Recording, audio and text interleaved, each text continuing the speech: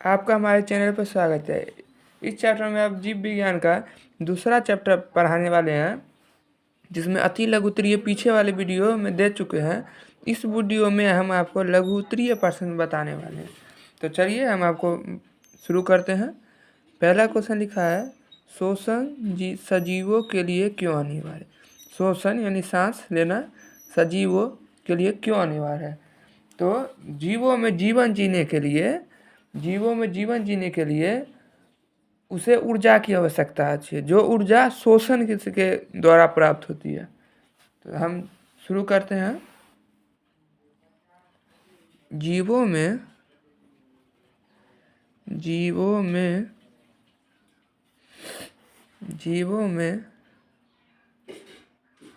जीवन संबंधित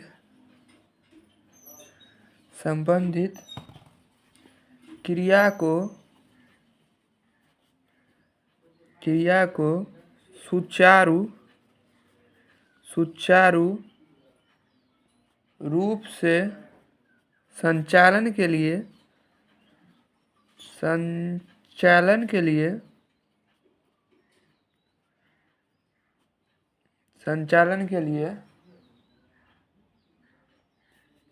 ऊर्जा उत्पादन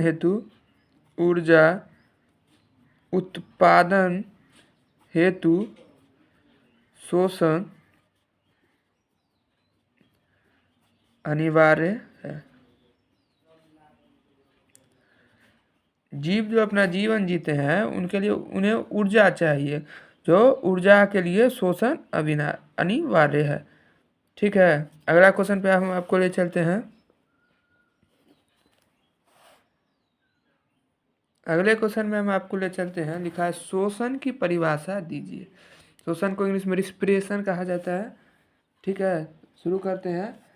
पोषण द्वारा प्राप्त जटिल खाद्य पदार्थ का सरलीकरण विभिन्न चरणों में उपचयन एवं अपचयन अभिक्रिया द्वारा होता है। इस प्रक्रिया को श्वसन कहते हैं। शुरू करते हैं। पोषण द्वारा प्राप्त जटिल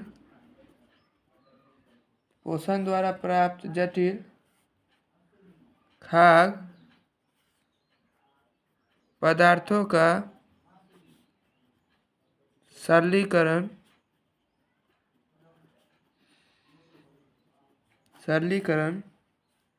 विभिन्न चरणों में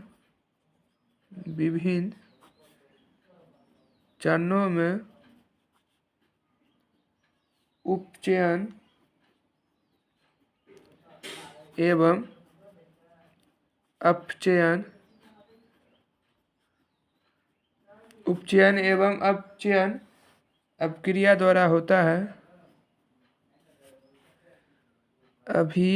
द्वारा होता है।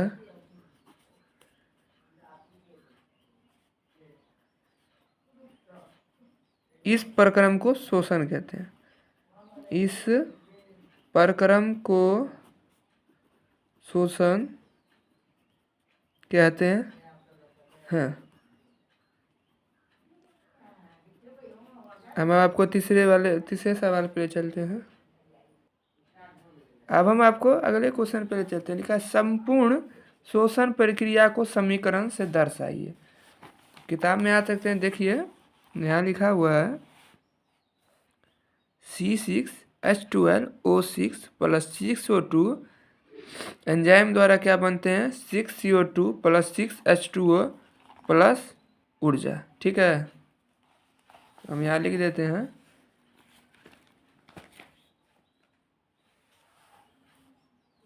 C6H12O6 + 6O2 6CO2 + 6H2O plus ऊर्जा। अब आपको अगला क्वेश्चन पे ले चलते हैं। अगले क्वेश्चन में हम आपको ले चलते हैं। लिखा है, ग्लूकोज के आंशिक ऑक्सीकरण से किन किन यौगिक का निर्माण होता है? तो बोल रहा है ग्लूकोज के आंशिक ऑक्सीकरण से किन किन यौगिकों का निर्माण होता है। ठीक है, तो सबसे पहले ये समझिए ग्लूकोज के आंशिक ऑक्सीकरण से 6 यौगिक का निर्माण होता है। ठीक है, अब बताते हैं हम आपको। ग्लूकोज के आंशिक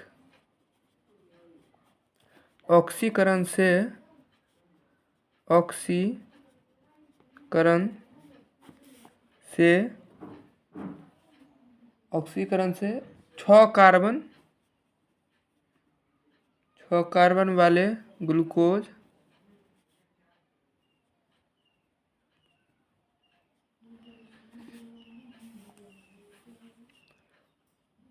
6 कार्बन वाले ग्लूकोज अणु का विखंडन होता है।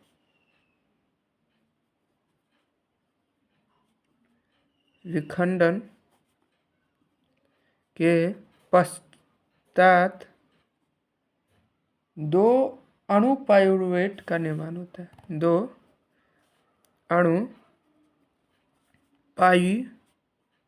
पाइरूवेट का निर्माण होता है।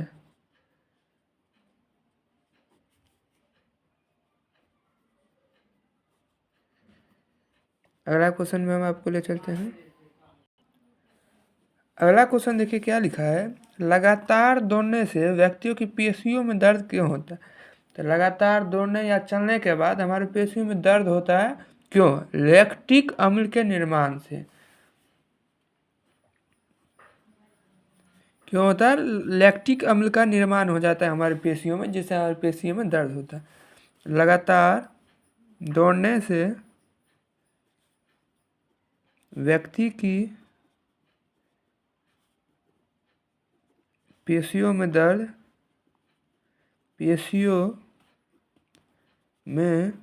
दर्द लैक्टिक अम्ल के निर्माण से होता है। लैक्टिक अम्ल के निर्माण से होता है। अगला क्वेश्चन पे आपको ले चलते हैं। चलिए अगला क्वेश्चन देखिए। किण्वन किस प्रकार का शोषण है, यह कहाँ होता है।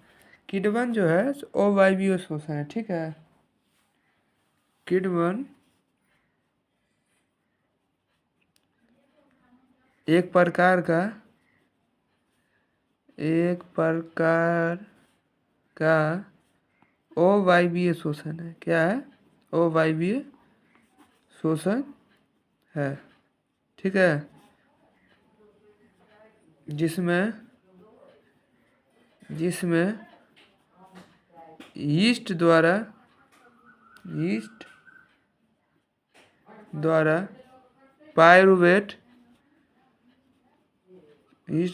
पाइरूवेट को एथेनॉल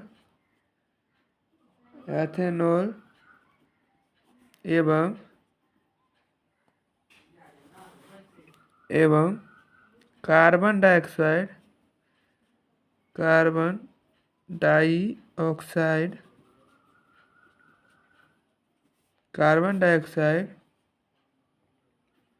में परिवर्तित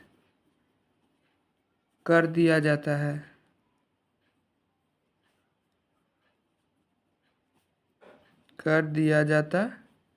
है। यह अभिक्रिया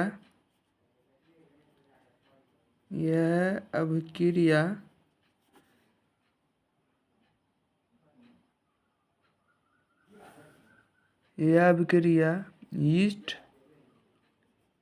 कोशिकाओं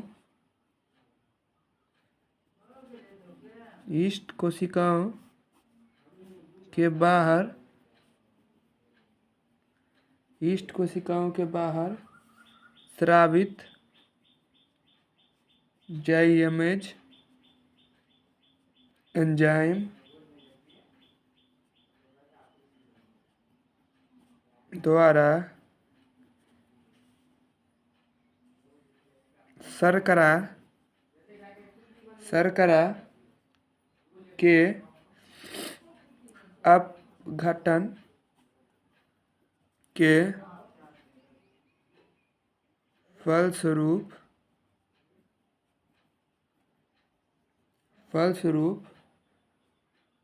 संपन्न होता है। किण्वन एक प्रकार का अवयवीय शोषण है। ये यीस्ट द्वारा एथेनॉल एवं कार्बन डाइऑक्साइड में परिवर्तित कर दिया जाता है, ठीक है। और ये यीस्ट कोशिका के बाहर जैमेज एंजाइम द्वारा शर्करा के अपघटन के फलस्वरूप संपन्न होता है। नोट कर लीजिएगा आप। अगला क्वेश्चन पे आपको हम ले चलते हैं, ठीक है। देख लीजिए, नोट कर लीजिए अपना।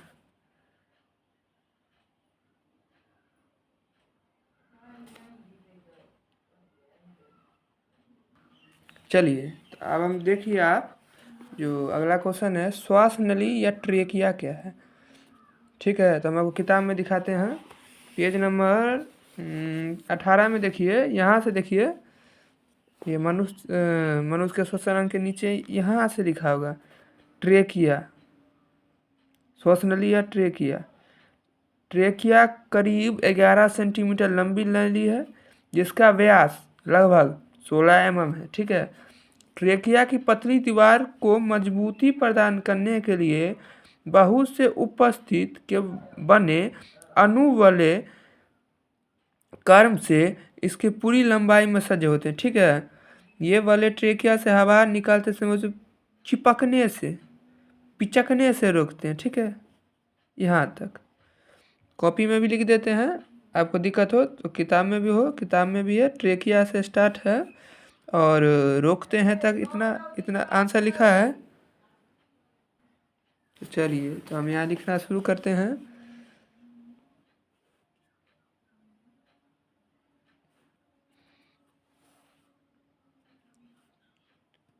ट्रेकिया ट्रेकिया ट्रेकिया ट्रेकिया करीब 11 सेंटीमीटर लंबी नली है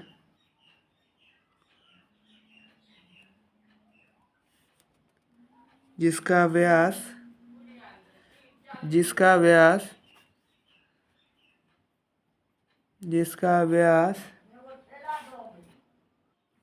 ट्रेकिया करीब 11 सेंटीमीटर लंबी नली है जिसका व्यास लगभग 16 mm का होता है, 16 mm का होता है। ट्रेकिया की पतली दीवार को मजबूती प्रदान करने के लिए बहुत से उपस्थित के बने अणु वाले अपूर्ण वले आपने समझते हैं।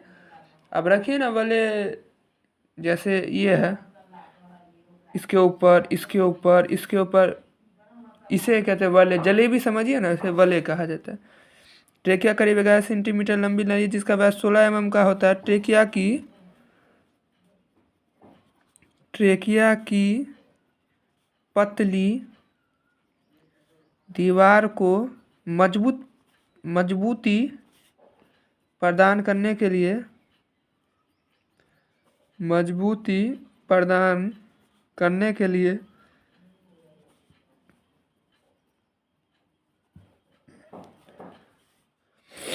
बहुत से उपस्थित के बने अपूर्ण वलय कर्म से इसकी पूरी लंबाई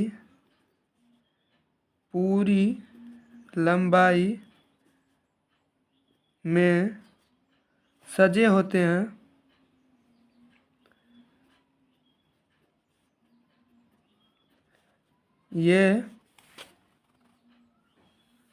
ये वलय ट्रेकिया से हवा के बाहर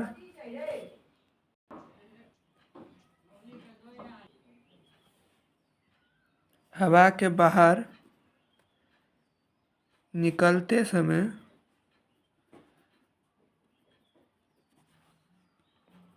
इसे पिचकने से रोकते हैं। इसे पिचकने से रोकते हैं। ठीक है। ट्रेकिया 11 सेंटीमीटर लंबी तथा इसका व्यास होता है 16 mm का। ठीक है। इसमें एक पतली दीवार वलय प्रकार की होती है जो मजबूती प्रदान करने में होती है। ठीक है। जो जिससे हवा बाहर निकले तो पिचके ना। ठीक है। अगला क्वेश्चन पे आपको हम ले चलते हैं। अगली क्वेश्चन पे ले चलते हैं। मछलियों में गिल्स कहाँ अवस्थित होता है? मछलियों में गिल्स होता है जिससे वो सांस लेते हैं, गले के पास देखते होंगे वो रहता है। ठीक है। तो आँख मछलियों में गिल्स सिर के पीछे भाग, पार्श्व भाग यानी पीछे भाग, आँख के पीछे स्थित होता है।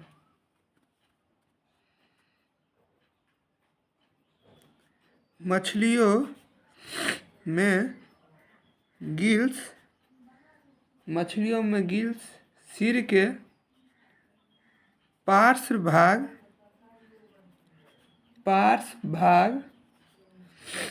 आँख के ठीक पीछे, वो जो फेफड़ा जैसे रहता है यहाँ पे फर फर करता रहता है, उसी से वो सांस लेते हैं, उसी को गिल्स कहा जाता है, हिंदी में गलफड़ा कहा जाता है। तो वो देखते हैं जो सिर के पीछे भाग में आँख के पीछे स्थित रहता है, पीछे स्थित होता है। अगला क्वेश्चन पे आपको हम ले चलते हैं। अगला क्वेश्चन में आपको ले चलते हैं। मानव शरीर की कौन कौन सी संरचनाएं श्वसन अंगों का निर्माण करती? ये अति लघुत्तरी में भी है। शुरू करते हैं। सबसे पहले नासिका यानी नाक, उसके बाद नासिका छिद्र, उसके बाद स्वर यंत्र, उसके बाद ट्रेकिया जिसे श्वास नली बोलते हैं, एवं फेफड़ा। फेफड़ा तो जानते हैं,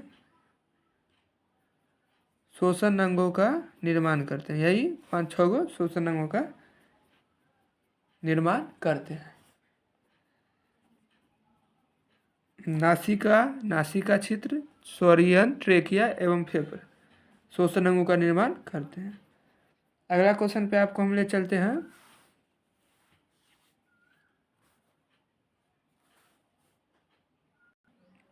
लघुत्तरीय आपको पहले वाले वीडियो में दे दी है, दीर्घोत्तरीय आपको अगले वीडियो में मिल जाएगा।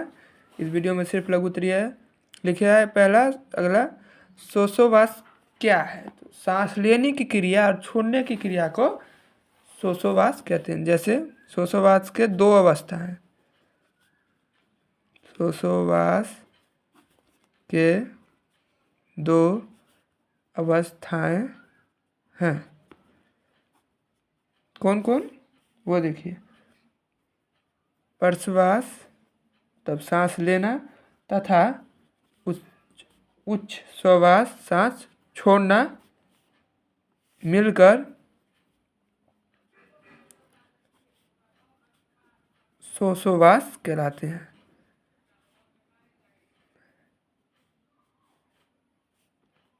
मतलब इसका एक ही समझिए, श्वासोच्छ्वास के 2 अवस्था हैं, प्रश्वास तथा उच्च श्वास यानी सांस लेना और सांस छोड़ना की क्रिया को श्वासोच्छ्वास कहलाते हैं।